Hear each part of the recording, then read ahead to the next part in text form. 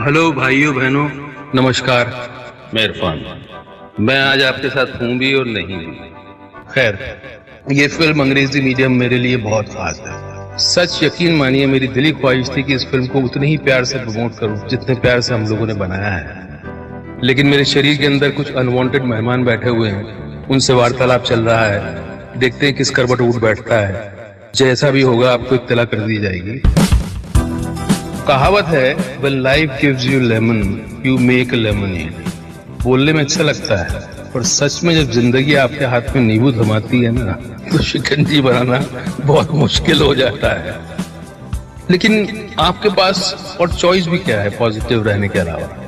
इन हालात में नींबू की शिकंजी बना पाते हैं कि नहीं बना पाते हैं, ये आप पर है।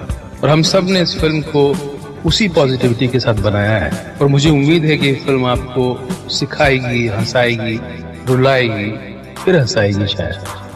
Enjoy the trailer and be kind to each other And watch the film.